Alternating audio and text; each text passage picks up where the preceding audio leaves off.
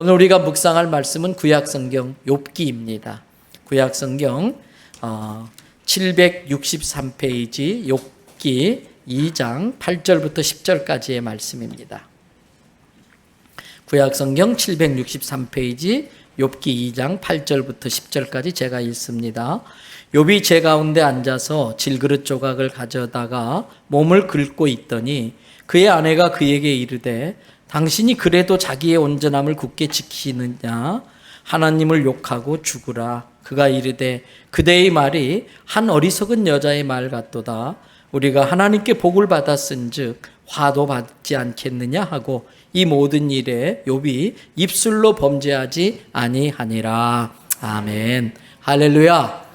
오늘 또 저와 여러분의 가정, 자녀 그리고 하는 모든 일들 위에 하나님의 돕는 손길이 함께 하시기를 주님의 이름으로 축복합니다.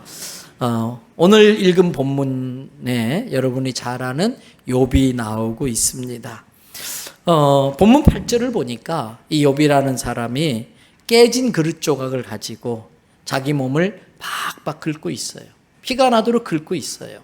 왜 그러고 있을까? 그 답이 바로 앞에 절 7절에 나오고 있지요. 발바닥에서부터 머리 정수리까지 종기가 났는데 이게 골마서 고름이 나오면서 가려워서 견딜 수가 없는 거예요. 그래서 깨진 그릇 조각을 가지고 그렇게 자기 몸을 이렇게 긁고 있었던 겁니다. 그런데 여러분, 욥이 그렇게 된 것이 결코 우연이 아닙니다. 몸을 청결하게 하지 못해서 더러운 것에 감염돼서 그런 게 아니었었어요. 그 근본적인 원인을 제공한 실체가 바로 7절 맨 앞에 나오고 있어요. 거기에 7절 맨 앞에 보니까 뭐라고 그랬어요? 사단이 그랬습니다. 여러분, 우리가 예수님을 믿는다는 것은 우리는 영적 세계관을 갖고 산다는 뜻입니다. 사람은 영적 존재이기 때문에 눈에 보이는 이 물질 세계 말고 영적 세계가 있고 그 영적 세계, 영적 존재에 영향을 받을 수밖에 없습니다. 그래서 그 영적 세계에 힘을 발휘하고 있는 이 사단의 존재를 우리는 정확히 알고 있어야 되고 그 사단의 존재를 대적하여 물리칠 수도 있어야 됩니다. 만약에 그걸 인정하지 않으면 사단에게 노란하고 또 사단의 도구로도 이용당할 수 있어요. 모두가 그런 건 아니지요. 그러나 종종 우리 사람들이 겪는 어려운 일들 뒤에는 그것을 조종하고 장난치고 있는 사단의 역사도 있을 수 있다는 걸 깨달으시기를 바랍니다. 여러분, 그런데 사단이 욥에게 그 짓만 한 게 아니라 이미 앞에서 욥이 좌절할 수밖에 없는 많은 일들을 해오고 있었어요. 그 시작은 이렇습니다. 성경을 앞으로 한 장 넘기셔서 욥기 1장 8절을 보세요. 거기에 보니까 하나님께서 사단에게 묻습니다. 사단이 세상 이곳저곳 두루두루 다녀왔다고 하자 하나님이 사단에게 물어요. 그런데 너 욥이라는 사람을 봤느냐? 네가 욥을 아느냐? 욥이 얼마나 나를 경외하는지 너 아느냐? 어떤 뉘앙스일까요? 하나님의 마음속에 욥을 자랑하고 싶은 마음이 있으셨어요. 그러면서 그 욥에 대해서 하나님이 이렇게 말씀하세요. 8절 뒷부분 보세요. 욥과 같이 온전하고 정직하여 하나님을 경외하며 악에서 떠난 자는 세상에 없느니라. 그렇습니다. 하나님께서 쭉 지켜보고 계셨어요. 그리고 욥이 얼마나 전심으로 하나님을 섬기는지, 욥이 얼마나 매사에 정직하게 살려고 애를 쓰고 있는지, 욥이 얼마나 하나님을 경외하며 악에서 떠나려고 몸부림을 치고 있는지 하나님이 다 보고 계셨어요. 그리고 그런 욥의 모습을 하나님이 기뻐하셨습니다. 그리고 그런 욥을 하나님은 자랑스럽게 생각하셨습니다. 욥은 하나님의 자랑거리가 되었어요. 사랑하는 성도 여러분, 우리도 이와 같은 사람이 되어야 할 줄로 믿습니다. 사람들이 알아봐 주는 것보다 하나님이 알아봐 주는 사람, 그게 더 중요합니다. 사람들에겐 대단한 사람으로 인정받으면서도 하나님께 인정받지 못하면 아무 소용없어요. 아무도 몰라주어도 하나님만 알아주면 됩니다. 하나님께 인정받고 칭찬받는 것이 우리의 기쁨이고 우리의 즐거움이 돼야 할 줄로 믿습니다. 하나님은 욥에 대해서 뭐라고 하세요? 그와 같이 온전하고 정직하여 하나님을 경외하며 악에서 떠난 자는 내가 세상에서 본 적이 없다. 세상에 없다. 욥에 대해서 이렇게 말씀하셨어요. 그렇다면 여기서 우리가 생각해 봐야 될 게 있어요. 이 시점에서 우리가 생각해 봐야 될 게 있어요. 하나님이 욥에 대해서 그렇게 말씀하셨다면 나에 대해서는 뭐라고 말씀하실까? 한번 생각해 보세요. 하나님이 욥에 대해서 그렇게 말씀하셨다면 이 시간 나에 대해서 하나님은 뭐라고 말씀하실까?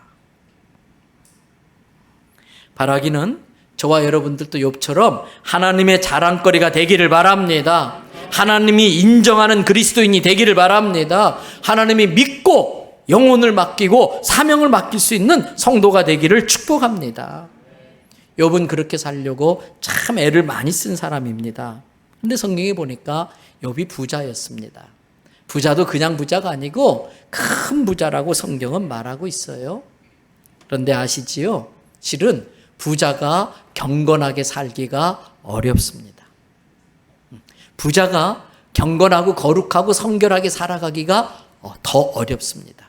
불가능하진 않지만 더 어렵답니다. 그래서 예수님께서 뭐라고 그랬어요?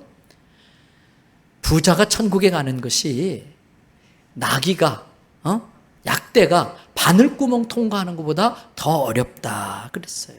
왜요? 부족한 게 없어요. 아쉬운 게 없어요. 내가 원하면 다 가질 수 있어요. 그래서 여기가 좋사오니 여기가 천국인데 뭐 천국을 더 사모하나, 그런 마음이 있는 사람은 경건하게 살기가 어렵습니다. 자기가 의지적으로 자기 몸을 쳐 복종시키면서 경건하고 거룩한 삶을 살려고 하지 않으면 웬만해서 그렇게 되기가 쉽지 않습니다. 여러분, 욥은 그렇게 부자임에도 불구하고 경건한 삶을 통해서 하나님께 인정받았어요. 그뿐 아닙니다. 욥기 1장 1절을 보세요.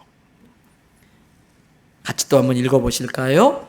우스 땅에 욥이라 불리는 사람이 있었는데 그 사람은 온전하고 정직하여 하나님을 경외하며 악에서 떠난 자더라.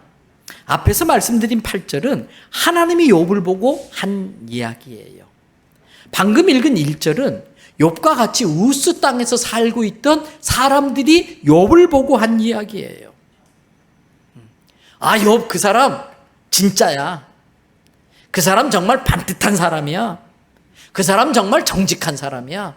그 사람은 믿을 만한 사람이야. 그 사람 정말 하나님을 두려워하고 악에서 떠나려고 무던히도 애쓰는 사람이야. 욥과 같이 어울려 살던 사람들이 욥을 보고 한 이야기.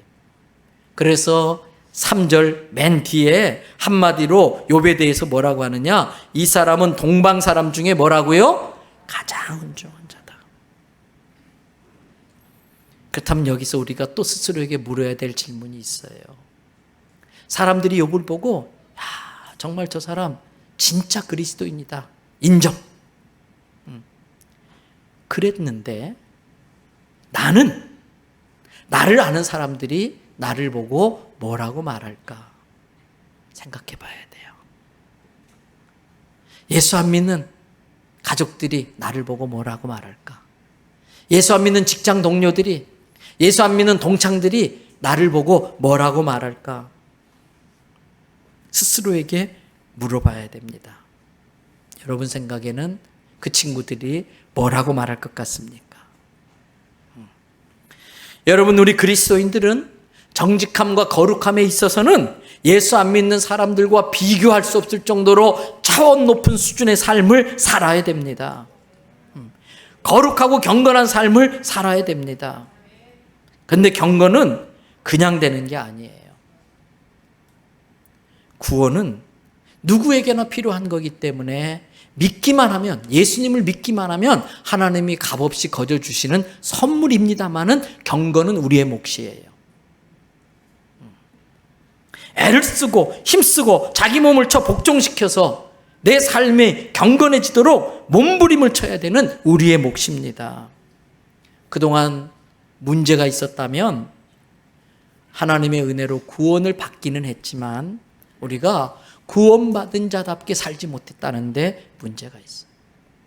우리 기독교가, 예수 믿는 사람들이 세상 사람들에게 조롱거리가 되고 비웃음거리가 되는 것은 하나님께 구원의 은혜를 받았음에도 불구하고 하나님의 자녀답게 경건하게 거룩하게 살아내지 못했다는 것입니다.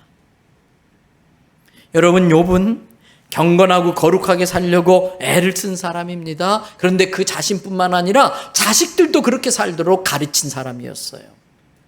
5절을 보세요. 다 같이 한번 읽어봅니다. 그들이 차례대로 잔치를 끝내면 욥이 그들을 불러다가 성결하게 하되 아침에 일어나서 그들의 명수대로 번제를 드렸으니 이는 욥이 말하기를 혹시 내 아들들이 죄를 범하여 마음으로 하나님을 욕되게 하였을까 함이라. 욥의 행위가 항상 이러하였더라. 간밤에 자녀들이 친구들하고 놀다 들어왔어요. 생일 파티를 하고 들어왔어요. 그러면 그 다음날 아침이 되면 욥이 아이들을 다 불렀어요. 그리고 아이들의 이름대로 하나님 앞에 제물을 바쳐요. 희생제물을 바쳐요. 왜? 혹시 그 잔치 분위기 때문에 우리 아이들의 마음이 업되어 가지고 혹시라도 부지 중에 하나님 영광 가리는 말을 하진 않았을까? 음담패설하는 그 자리에서 같이 낄낄대고 웃으면서 동조하진 않았을까? 입으로 내뱉진 않았지만 마음으로라도 하나님 앞에 죄송스러운 생각을 품은 적은 없었을까? 그래서 알고 지은 죄는 말할 것도 없고 지어놓고도 죄인 줄도 모르고 있는 죄가 있다면 그것까지도 다 통틀어서 하나님 앞에 자식들의 이름으로 제사를 지내면서 자신도 그렇게 경건하게 살고 자식들도 그렇게 경건하게 살도록 가르쳤었어요. 여러분, 그뿐 아니라 그 5절 말씀 맨 뒤에를 보십시오.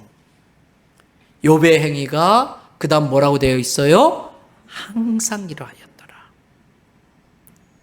욥의 행위가 어쩌다가 그렇게 하는 거 아니라는 거예요. 가끔 그렇게 하는 게 아니라는 거예요.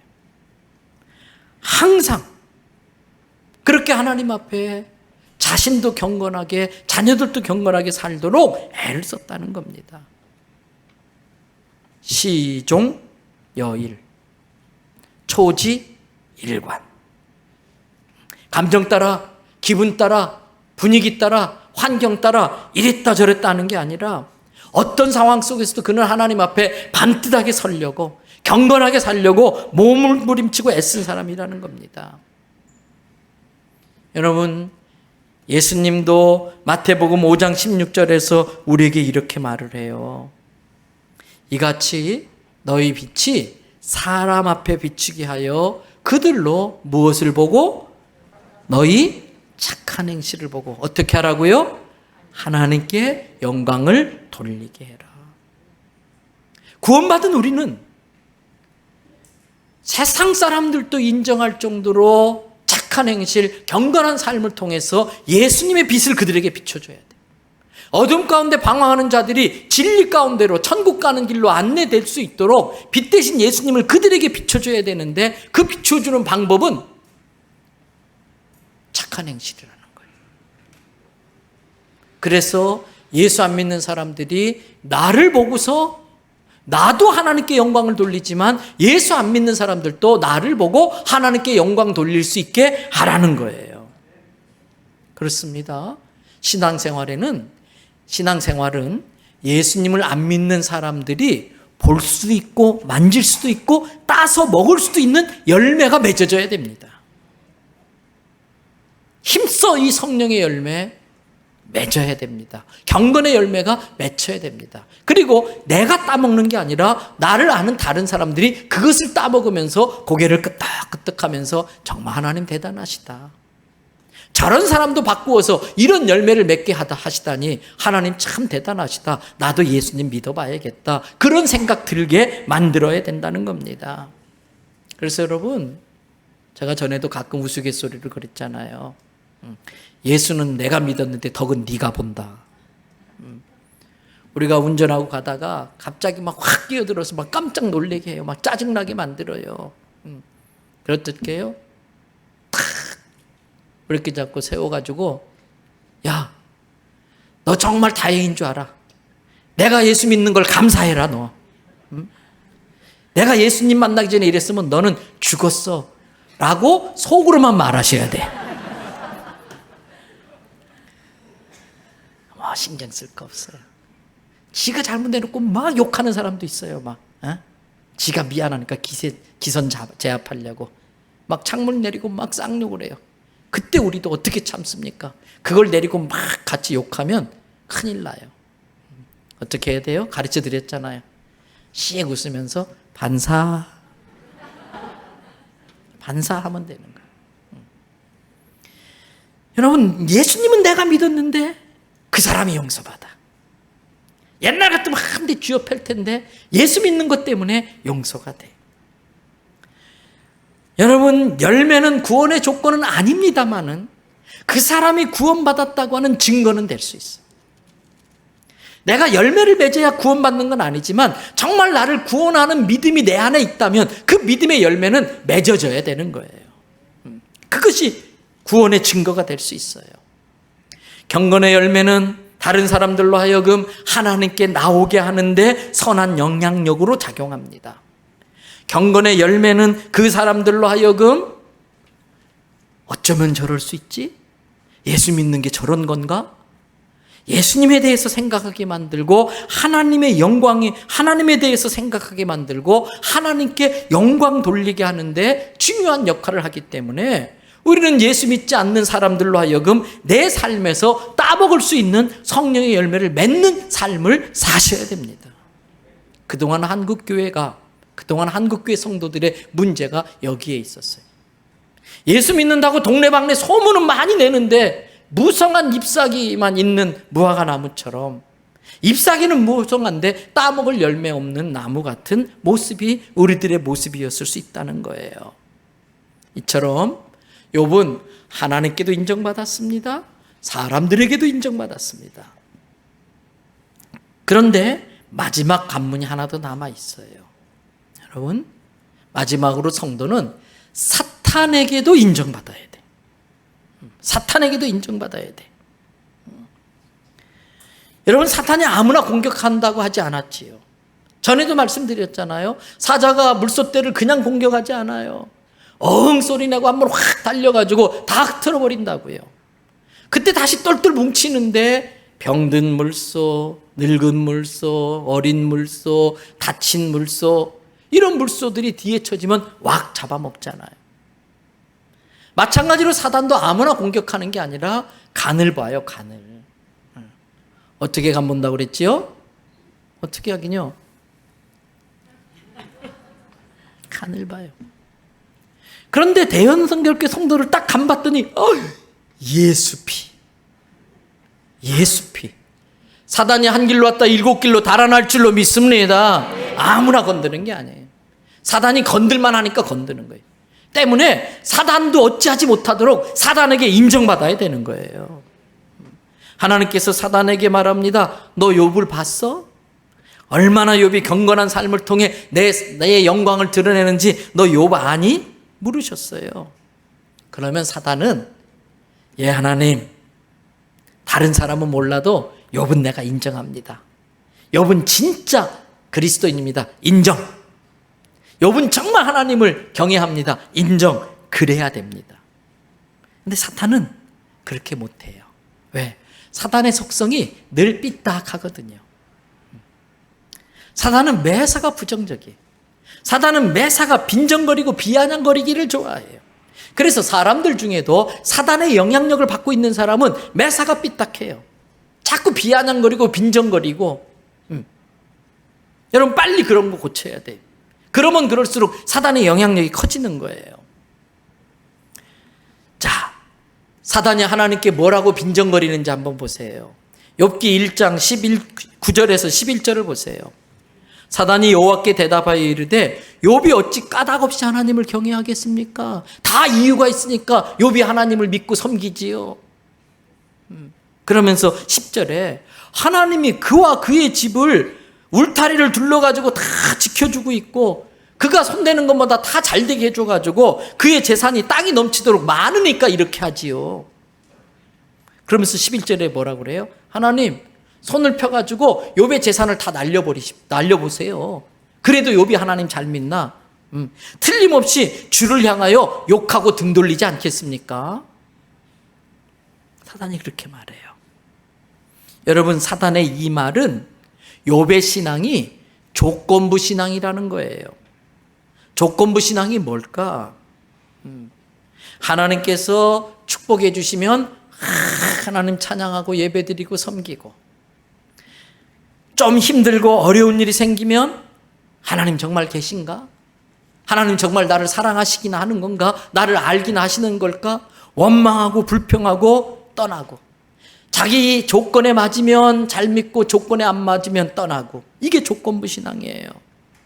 그런데 성도 여러분, 우리는 감히 하나님과 거래할 수 있는 존재가 못 됩니다. 원래 우리는 지옥에 가야 될 사람들이에요. 어떻게 감히 거룩하신 하나님 앞에 나와서 그 하나님의 이름을 입에 담고 그 하나님을 찬양하고 어떻게 감히 하나님 앞에 나와 예배합니까? 모세조차도 두려워한 일인데, 이스라엘 백성들이 하나님 얼굴 보면은 죽을 줄 알고 제발 하나님 얼굴을 보지 않게 해달라고. 왜? 죄 있는 상태로 하나님 보면 죽어요, 죽어. 원래 우리가 그런 존재들이잖아요. 그런데 우리가 감히 하나님께 조건을 내걸고 이렇게 하면 내가 더 잘 섬길게요. 하나님을 구슬리려고 하고 달래려고 그러고 하나님 앞에 이렇게 해가지고, 여러분, 그거는 무당들이 하는 짓이. 예수 믿어도 병 걸릴 수 있어요. 예수 믿어도 사업 다 망할 수 있어요. 예수 믿어도 사고 당할 수 있어요. 그럼에도 불구하고 하나님은 언제나 내게 좋은 것 주신다는 그 믿음을 가지고 조건과 상관없이 주님을 믿는 게 진짜 신앙인 줄로 믿습니다. 여러분, 우리는 하나님께 이렇게 하면 이렇게 해드릴게요, 거래할 수 있는 입장이 아니에요. 이것은 마치 뭐와 같으냐? 어떤 거지가 밥을 얻어먹으러 다니는 거예요. 그러다가 마음 좋은 아주머니를 만나가지고 이 아주머니가 보니까 참 불쌍하잖아요. 그래서 평상시 먹던 반찬이긴 하지만 깨끗하게 정갈하게 상을 차려가지고 이 거지한테 한 상 대접을 했어요. 이 거지가 보세요. 아줌마, 굴비 없어요? 굴비? 딱 보더니 갈비찜도 없네. 갈비찜도 없어. 이 집 왜 이렇게 덥대? 에어컨 좀 세게 트세요. 지금 우리가 그 짓 하고 있는 거예요. 우리가 지금 그 짓 하고 있는 거예요. 하나님 앞에서. 밥만 줘도 감지덕지인데 거기에 옵션을 걸어요. 있을 수 없는 일이에요. 이미 우리는 하나님께 갚을 수 없는 축복을 받고 있는 사람들입니다. 감사할 일이 넘쳐나고 있는 사람들입니다. 근데 사단은 자꾸 우리에게 불평을 집어넣고 원망을 집어넣고, 그래서 하나님과 거래하라고 딜하라고 우리를 부추기고 있어요. 지금 사단이 욥의 신앙을 조건부 신앙으로 치부하고 하나님이 그 모든 걸 거두어 버리면 욥은 하나님을 떠날 것입니다. 하나님 욥에게 준 걸 한번 다 잠시지만 거두어 보세요. 지금 그렇게 하는 거예요. 그러자 하나님께서, 그래? 욥에 대한 자신감이 있었어요. 욥을 믿었어요. 그래서 잠시지만 그렇게 해봐라 그랬어요.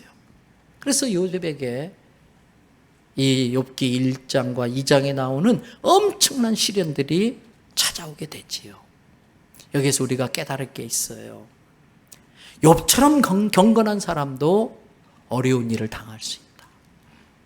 욥처럼 하나님 앞에 신실한 사람도 때로는 시련과 연단을 당할 수 있다는 뜻입니다. 예수 믿으면 다 잘 되고, 예수 믿으면 사고 안 나고, 예수 믿으면 아프지 않고, 이건 무당들이 사람들 꼬실 때 하는 이야기예요.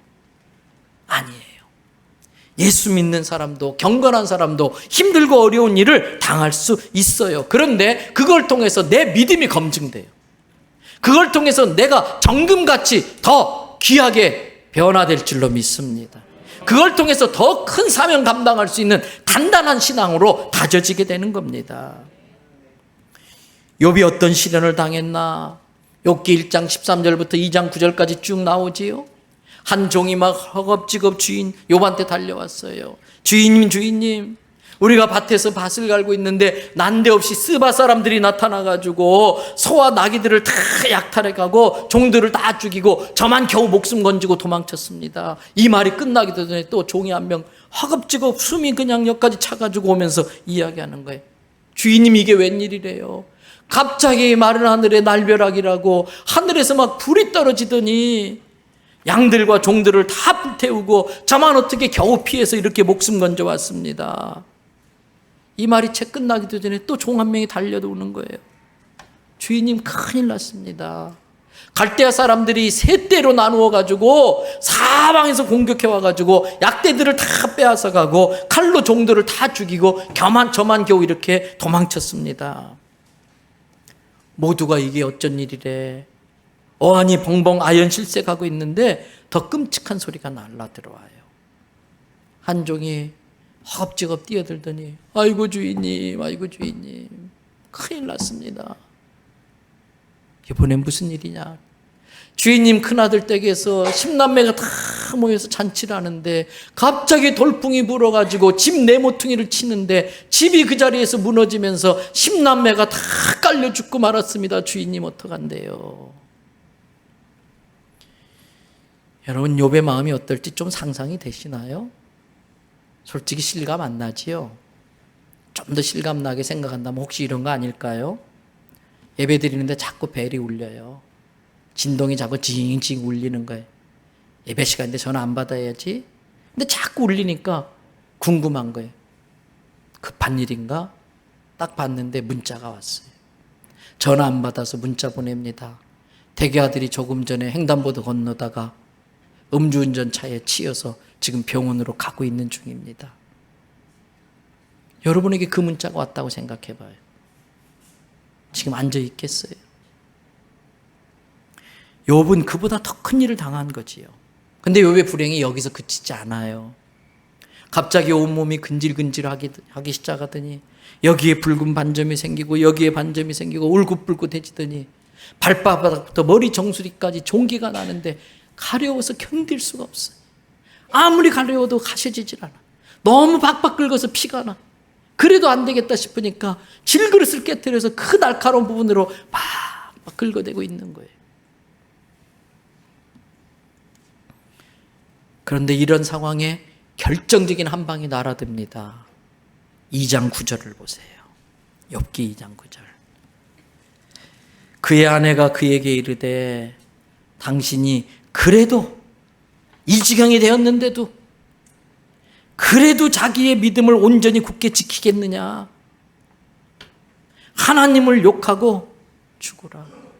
우리말로 속되게 표현하면 뭐냐면 하나님 욕하고 나가 뒤져라. 그 이야기하는 거예요. 다 떠나도 나는 떠나지 않겠다고 했던 그 믿었던 아내가 이런 일을 당하면서도 하나님 믿을 거냐고, 그래도 끝까지 하나님 믿을 거냐고, 차라리 하나님 욕하고 나가 뒤지라고 그렇게 하고 떠나버린 거예요. 여러분, 마지막 사단의 공격이 마음이에요. 마음. 사단의 공격이 멀리서부터 조금씩 조여옵니다. 물질을 칩니다. 그 다음에 자식을 치고요. 그 다음에 자기 몸을 쳐요. 그러다가 마지막 그 마음마저 믿었던 사람에게 배신당하고 그 마음마저 와르르 무너지게 만드는 거예요. 주저앉게 만드는 거예요. 여기에 신앙의 수준이 결정됩니다. 어떤 사람은 물질 때문에 예수 믿는 거 포기합니다. 어떤 사람은 자식 때문에 시험 들어서 예수 믿는 거 포기합니다. 어떤 사람은 자기 몸이 우상덩어리입니다. 자기 몸보신하느라고 자기 몸생 걱정해가지고 예수님 포기합니다. 어떤 사람은 그래도 버텼지만 마지막에 그 마음이 그냥 상하면서, 마음이 속상하면서 무너져 버리는 거예요.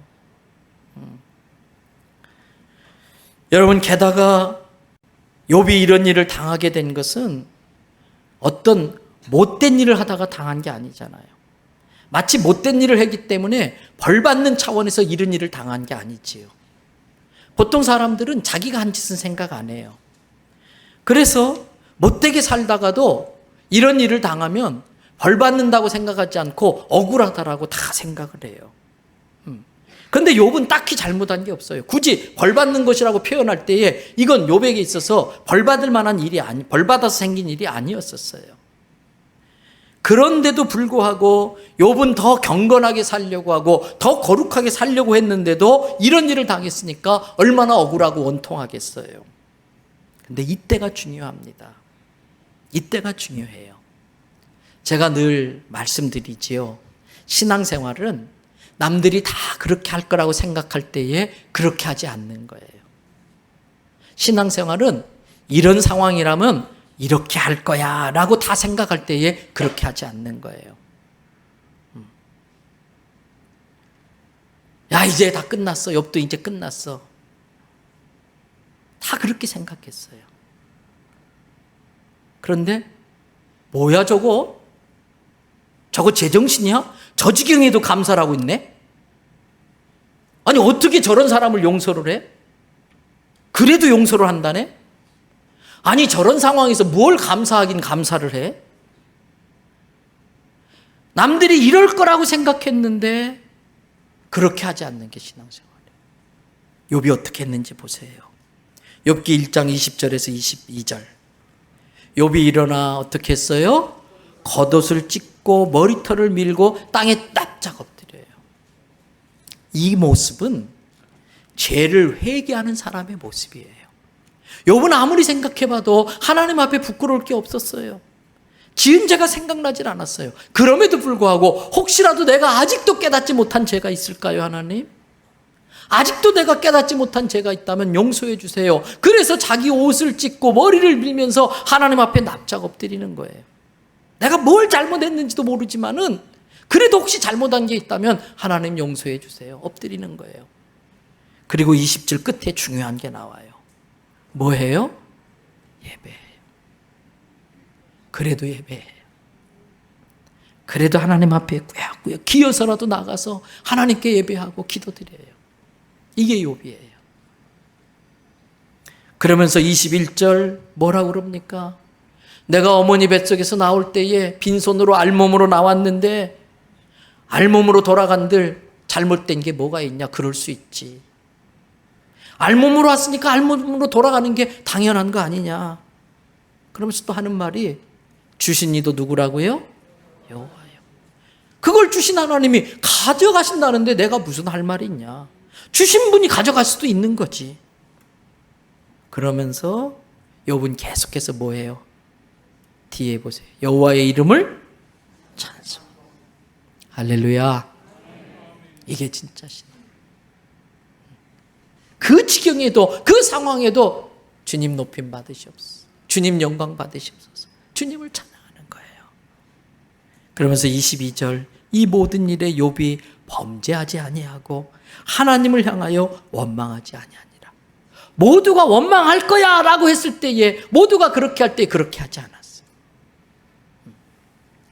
이제는 떠날 거야. 모두가 떠날 때에 그는 예배의 자리를 지켰어요. 모두가 찬양 불러서 모회할 때 그는 계속 찬송해요. 그리고 욥기 2장 10절도 보세요. 욥이 아내에게 하는 말입니다. 그가 이르되 그대의 말이 한 어리석은 여자의 말 같도다. 우리가 하나님께 복을 받았다면 하나님이 화를 주실 수도 있는 거 아니냐. 복을 주신 하나님이 화도 주실 수 있는데 복 주시면 복 받고 화 주시면 화 받고 그게 우리가 할 일 아니겠느냐. 그리고 이 모든 일에 욥이 어떻게 했다? 입술로 범죄하지 아니하니라. 할렐루야. 가장 먼저 짓기 쉬운 죄가 입으로 짓는 죄예요. 입술로 짓는 죄예요. 마음으로 그런 마음이 품어졌어도 입으로 꿀꺽 다물고 그 마음으로 삭혀서 녹이 없애버려야지. 이게 입 밖으로 나오면 그때부터 화근이 돼요. 그때부터 그것이 권세를 갖기 시작해요.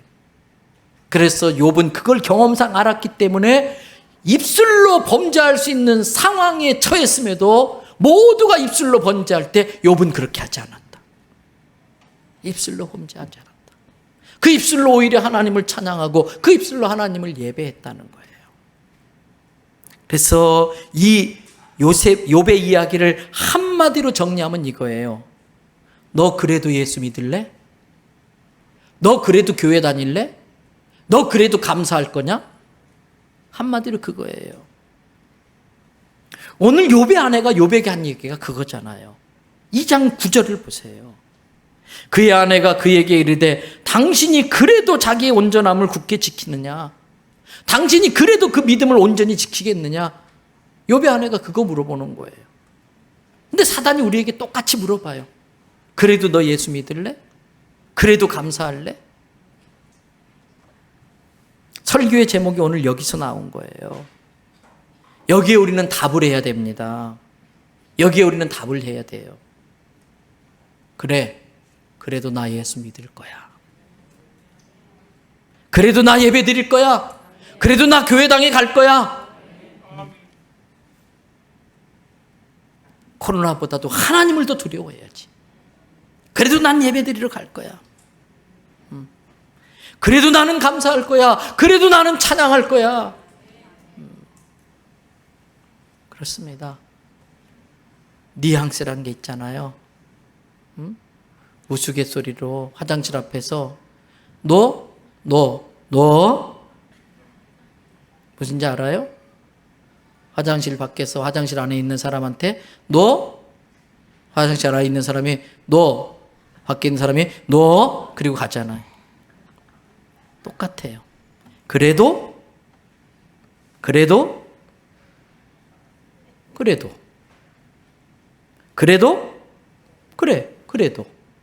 이게 우리의 답이 돼야 돼요. 말씀 마무리할게요. 중세의 성자로 유명한 크리소스톰, 교부 크리소스톰. 그는 평생에 하나님 사랑하고 이웃 사랑하는 것을 인생의 가장 큰 즐거움으로 여기고 살았어요. 그래서 그의 아버지가 엄청 부자였는데 그는 기회만 되면 아버지의 재산을 가지고 선교하고 구제하는 일에 막 쓴 거예요. 이 일에 아버지한테 노여움을 받아가지고 쫓겨납니다. 재산 상수권을 박탈당하고 집에서 쫓겨나요. 그가 집에서 쫓겨날 때에 나귀 한 마리, 밥그릇 한 세트, 새벽을 알려주는 닭 한 마리, 밤에 불을 켤 수 있는 촛불 하나, 그 촛불로 읽을 수 있는 성경 한 권. 집에서 쫓겨나면서 갖고 나간 게 이 5가지가 전부예요. 근데 이 크리소스톰이 아버지한테서 쫓겨나면서 유명한 말을 남깁니다. 하나님은 언제나 선하십니다. 하나님은 언제나 모든 걸 합력하여 선으로 바꾸어 주십니다. 그래도 하나님은 선하십니다. 이 말 한마디 하고 나가요. 그러면서 그는 이 동네 저 동네 다니면서 구걸을 하면서 복음을 전하다가 배가 고프면 밥을 얻어먹고 또 하룻밤 잠을 청해서 이 집 저 집 잠을 자면서 복음을 전하며 다녔어요. 근데 하루는 한 동네에 들어가서 구걸을 하는데 흉년이 들어서 안 그래도 먹고 살기 힘든데 구걸하고 다닌다고 못된 사람을 만나가지고 흠씬 두들겨 맞고 밥그릇도 빼앗겨서 다 깨져버리고 말았어요. 근데 그 깨진 밥그릇을 보면서 크리스토돔이 또 한마디 합니다. 그래도 하나님은 선하십니다. 그 다음 동네로 갔어요. 밤이 깊어서 하룻밤 쉬기를 청했는데 방을 내주지 않고 외양간에서라도 좀 자게 해주십시오 그랬더니 나귀 도둑으로 몰려가지고 쫓겨난 거예요. 그래서 할 수 없이 산에 올라갔어요. 뒷산에 올라가요. 낙엽을 긁어 모아놓고 잠자리를 좀 폭신하게 만든 다음에 촛불을 켜고 성경을 읽으려고 하는데 바람이 불어서 촛불이 꺼져요. 키면 또 꺼지고 아이고 안 되겠다 싶어서 그 촛불과 성경책을 보찜에 넣으면서 또 한마디 합니다. 그래도 하나님은 선하십니다. 그리고 잠을 청하는데 갑자기 닭이 그냥 꺼끄락 비명을 지르면서 난리가 난 거예요. 뭔 일인가 봤더니 삼진승이 나타나서 그 닭을 물고 달아난 거예요. 어이없이 그것을 바라보던 크리스토스톰이 정신을 차리더니 또 한마디 했어요. 뭐라고 했을까요? 어떻게 하셨어요? 그래도 하나님은 선하십니다. 그리고 잔 거예요. 그 다음날 아침에 앞마을을 내려다보고 깜짝 놀랐어요. 마을 전체가 막 불에 활발 타고 있는데 밤사이에 강도떼들이 들이닥쳐가지고 온 동네 불을 지르고 사람들을 죽이고 종으로 끌려가고, 그것을 바라보고 있던 그로스톰이 이렇게 말을 합니다. 그래서 하나님이 발칵되지 말라고 촛불을 꺼주셨구나, 바람으로. 그래서 하나님이 들통나지 말라고 산짐승으로 닭을 잡아가게 하셨구나. 그리고 마무리 한마디 합니다. 그래서 하나님은 여전히 선하십니다. 여러분, 우리가 어떤 상황 속에서도 확실하게 가지고 있는 믿음이 있어야 됩니다. 내게 일어나는 일이 어떤 것이든 그것과 상관없이 하나님은 언제나 선하십니다. 하나님은 언제나 결국은 내게 제일 좋은 것 주시는 분이십니다. 쫓겨났다고 서러워할 것도 없습니다. 가진 것이 없다고 울 것도 없습니다. 이 세상이 어려워졌다고 낙심할 것도 없습니다. 우리가 잘 외우는 로마서 8장 32절, 하나님은 모든 것을 합력하여 선을 이루어주신다. 지금 내 앞에 돌덩이가 있다 할지라도, 지금 내 앞에 뱀이 노려보고 있다 할지라도, 너희가 악한 자라도 자식이 생선을 달라고 하는데 뱀을 줄 자가 있겠느냐? 자식이 떡을 달라고 하는데 돌을 줄 자가 있겠느냐? 악한 자라도 자식에게 좋은 걸 줄 알거든 하물며 하늘에 계신 하나님께서 구하는 자에게 좋은 것으로 주시지 않겠느냐. 이게 우리의 믿음 되어야 할 줄로 믿습니다. 우리가 잘 아는 하박국 3장 17절 18절의 말씀을 읽고 기도하도록 하겠습니다. 17절 말씀, 비록 무화과 나무가 무성하지 못하며 포도나무에 열매가 없으며 감람나무에 소출이 없으며 밭에 먹을 것이 없으며 우리의 양이 없으며 외양간에 소가 없을지라도, 다 같이 18절, 나는 여호와로 말미암아 즐거워하며 나의 구원의 하나님으로 말미암아 기뻐하리로다. 할렐루야. 하박국 선지자는 무화과 나무에 무화과가 하나도 없었어요. 그런데 여러분, 혹시 나의 무화과 나무에는 몇 개의 무화과가 아직은 있지 않을까요? 하박국 선지자의 포도나무에는 포도 한 송이 없었어요. 근데 혹시 나의 포도나무에는 포도 몇 송이쯤은 아직도 있진 않을까요? 하박국 선지자는 흉년이 들어서 밭에 소출이 없어서 먹을 것이 없었는데, 그래도 나는 때마다 하나님께서 일용할 양식을 주고 계시진 않는가요? 아직도 우리의 외양간에는 잡아먹을 양과 소 한 마리쯤은 있지 않을까요? 하박국은 비록 무화과 나무에 무화과가 없고 포도나무에 포도 열매가 없어도 나는 여호와로 인하여 기뻐하며 그의 구원으로 말미암아 즐거워한다 그랬어요. 오늘 맥주 감사절을 보내면서 정말 우리가 하나님께 받은 은혜가 얼마나 많은가 한번 생각해 보세요. 그런 은혜를 받고 살면서도 나의 삶은 어떨까? 하나님은 나를 보고 뭐라고 말하시나? 나랑 가장 가까운 내 이웃들은 나를 보고 뭐라고 말하나? 사단이 한 길로 왔다가 우리에게 묻어있는 예수 보혈 때문에 7길로 달아나는 역사가 일어나기를 바랍니다.